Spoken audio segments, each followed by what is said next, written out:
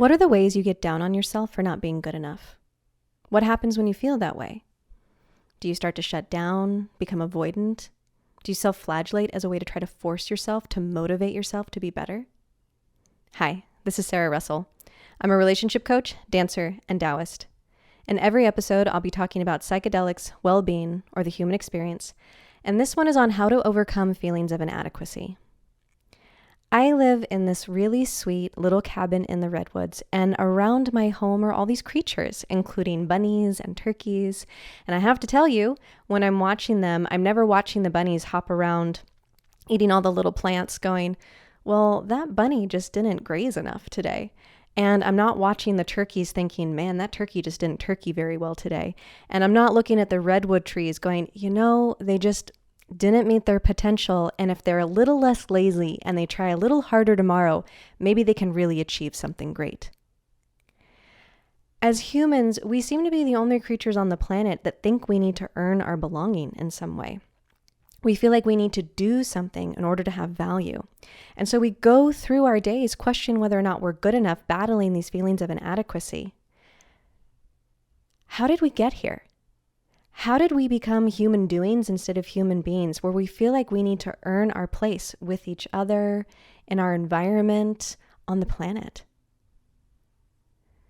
Part of this is because we internalize the habits of culture. And Kim Tallbear talks about this in terms of the structure of a settler colonial mindset and this model of property ownership. So we have this beautiful wide world and all of this land. And then the settler colonial mindset came in and decided that this land could be divided up. And we put a bunch of false borders and boundaries around it. We parceled it out. We made it into pieces that could be owned and bought and sold. And within that property ownership, we decided that some pieces of land were better than others. Some pieces of land were worth more. They were better. They were more valuable in some way. And then guess what happened? That property model, that ownership model, that better than or more valuable got transferred to us too. So there's ideas that we can be better than other people or less than other people, that some of our work is more valuable and some of our work is less valuable. And so this holistic continent, these holistic continents that we have ended up getting divided up and separated and put into this hierarchy of what's more valuable and what's less. And we did the same thing to ourselves. We separated ourselves from each other, from the land, and created some kind of false hierarchy where we're trying to figure out who's better and who's less than. That objectification and that commodification creates incredible feelings of inadequacy. And Nancy Shantou, who commented on Kim Tallbear's analysis, says this about it, quote, "Through this process, we can experience the land as something that can be objectified, bought and sold, and we thus experience ourselves as separate, as objects that can also be bought and sold. This assignment of value creates a marketplace of comparison. We thus begin to accept that one piece of land is better than and is worth more than another. By the measurement system, one person can also have greater value than another. We sell our labor, we assign ourselves value, and we begin to think of belonging as something that is external and must be earned rather than an internal birthright." So once we believe that we need to start earning our belonging, we objectify ourselves and we devalue ourselves and others, engaging in competition and comparison, which leaves us feeling alienated and isolated and not good enough.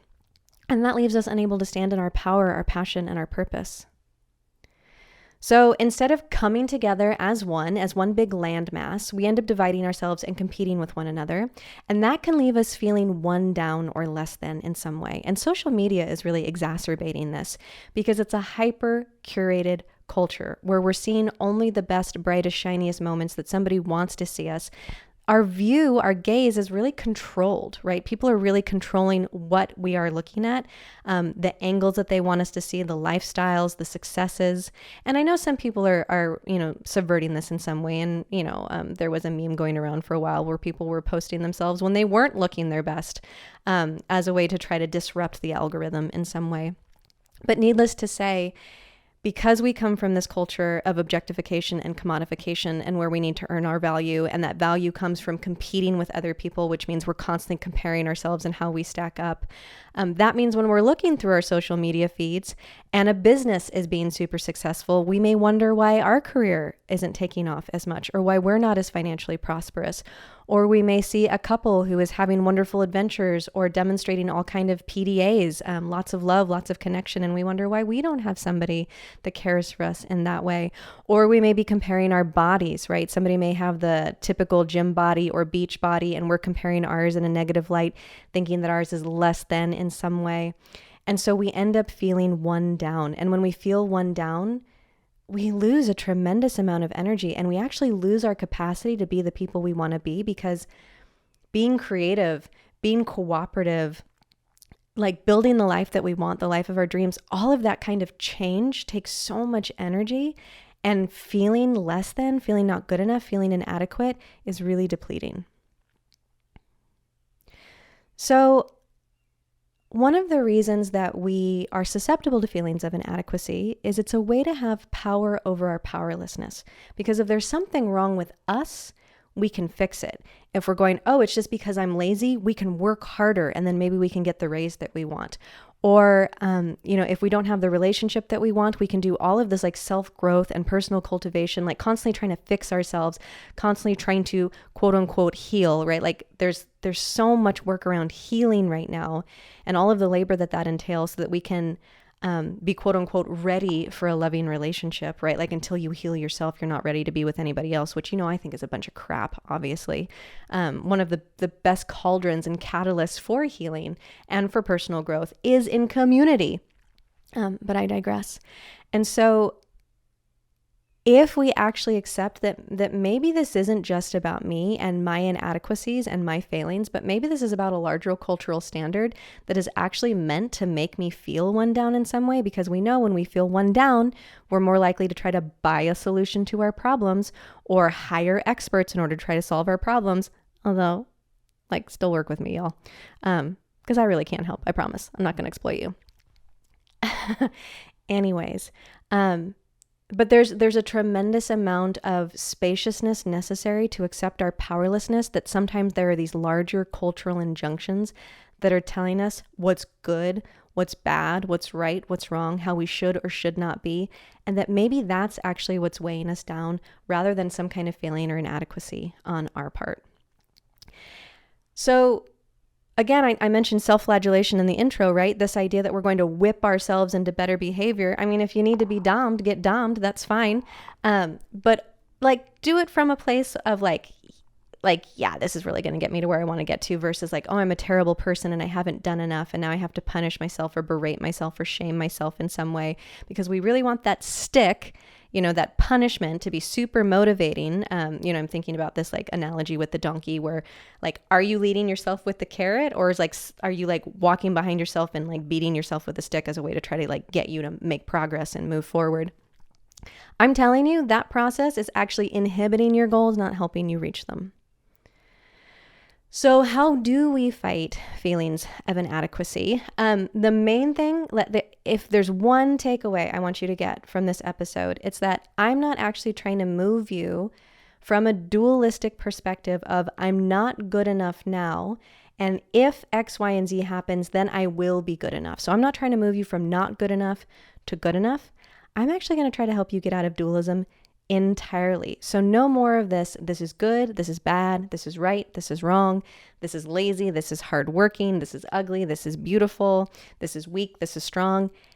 Any of that duality, we are going to shatter it so that you can actually come up with an ideal that is in alignment with your highest self, not the self that other people have told you should be, your family, your peers, your culture, your government, your religious beliefs, but the you that you actually want to be, that's in alignment with your values and your ethics and your morals and your standards. So we're getting out of dualism. We're not trying to shift from good to bad. We're just trying to shift to what's right for you. And what's right for you might be right for me. What's right for you might be wrong for me. And that's fine. And we're going to accept that. And so part of dealing with inadequacy is not feeling like there are these simple A or B, black or white choices, and we have to pick the best one. We're going to pick what's right for us contextually in this moment at this time. In order to be able to start dismantling some of the inadequacy that's already present in our bodies, we have to first notice that we're experiencing a feeling of inadequacy. So I want you to really track the constellation of sensations in your body that happens when you're feeling inadequate. So where is it located in your body? Do you feel like a sinking, a tightening in your chest? Is it in your shoulders? Do you clench your teeth? Does your gut start to rumble or get funny in some way? And then what are the sensations associated with that? Do you feel a heaviness, a tightness, a constriction? Do you feel heat or cold? Do you feel any kind of pressure in your body? Do you kind of numb out? And then you can also notice what emotions come up for you. Are you feeling tense or anxious or worried or confused, trepidatious, embarrassed? So really notice what happens for you when you're experiencing a moment of inadequacy. So awareness is the first step, because awareness is where we are able to actually make a different choice or create a different plan in some way. So we want to build that noticing first. Then after you do the noticing, we want to be able to interrupt any life-draining thoughts. So again, this feeling of inadequacy, that if I just shame myself, I'll be able to motivate myself to be better in some way. I'm saying, let's for a week or two, or even if it's just a couple days, experiment with the hypothesis that all of that inadequacy, all of those thoughts of inadequacy or not being good enough are extra. That you don't actually need those thoughts, that those thoughts are weighing you down and holding you back rather than propelling you forward in some way. And so you're going to try to stop all of those extra heavy thoughts.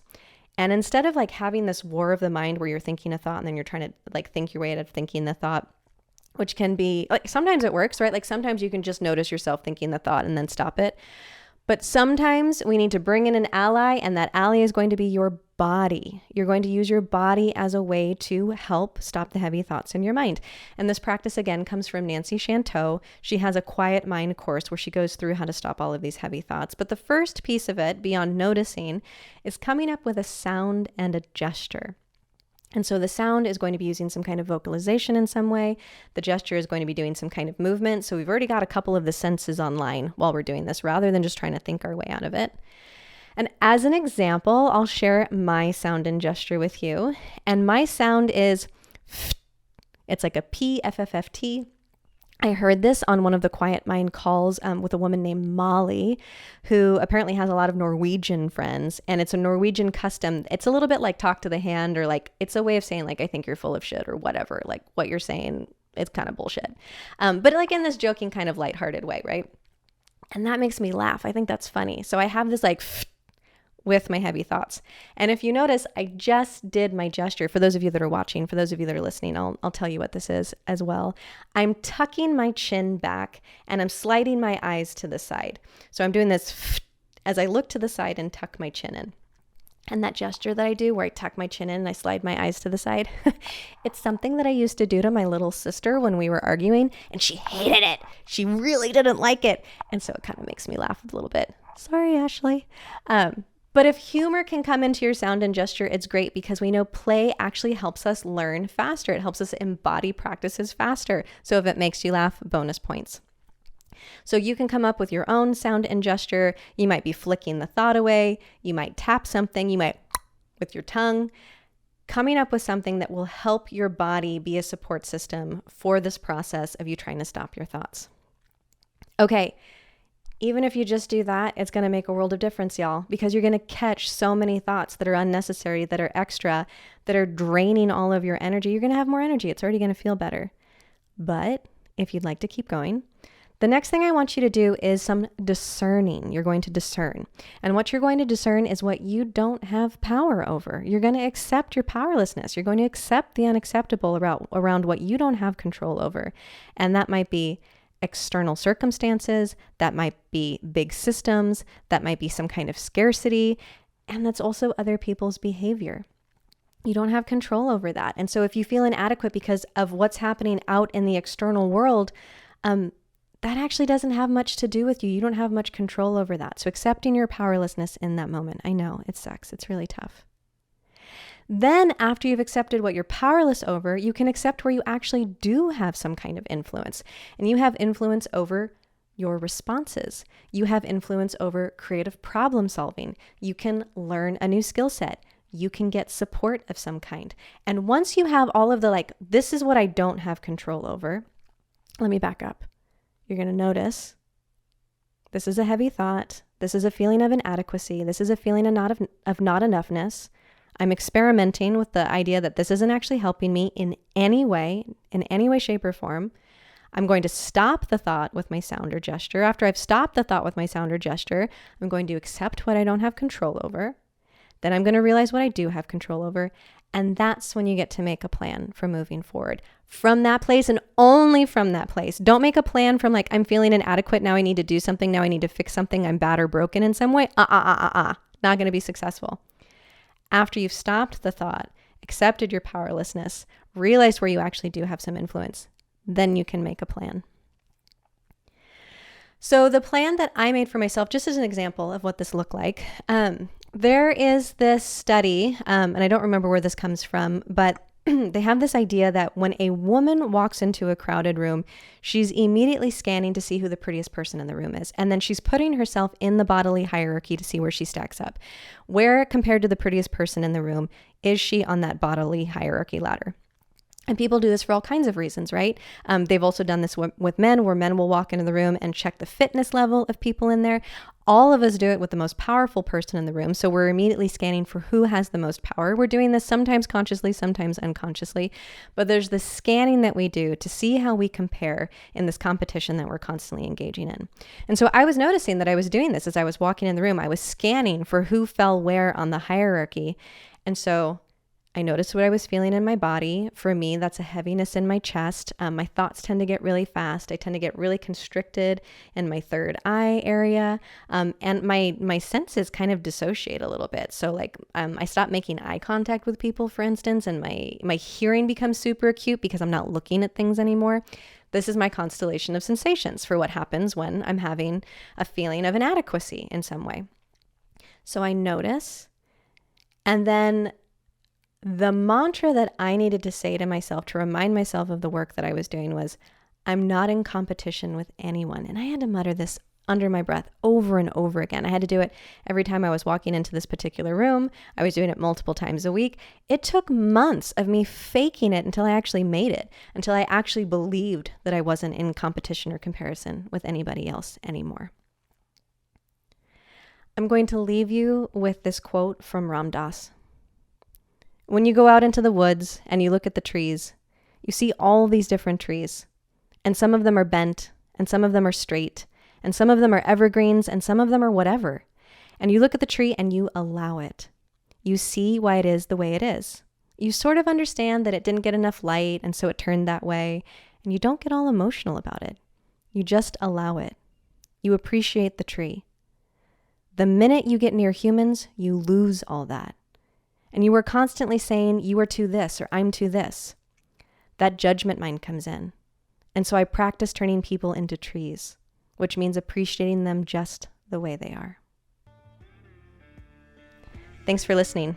If you enjoyed this podcast, please leave us a review on iTunes or wherever you listen to podcasts. Small gestures like that are what makes this podcast possible. It's what allows me to keep creating work for y'all. Also, check out trendswithbenefits.com. I have written work there. Tons of creators have written content there that I'm sure you're going to enjoy. You can also sign up for our newsletter and get a weekly dose of all of this content we're creating for you. And if you have any relationship questions you'd like me to answer, you can send me a 1 to 2 minute voice memo. It can be a little longer if you wanted to. And if you want to remain anonymous, just know that we will play your voice, but you can give me a code name, stage name, pen name, whatever you want so that you can, keep your secret identity if you need to. But tell me what you would like some support with. Get some free coaching, y'all. And you can email those requests, those questions to podcast@mudwtr.com. And you can also send a voice memo to that same email, podcast@mudwaterwtr.com, telling me your favorite way to drink your mud. I just recently tried the recipe for the Muddy Submarine, where you get to add a little bit of blue spirulina. I use the blue butterfly pea powder in it, so it's this beautiful blue drink. But if we play your favorite way to drink your mud on air, we will ship you a free mud water mug. And so be sure to include your address in that email. May you find your path and your belonging.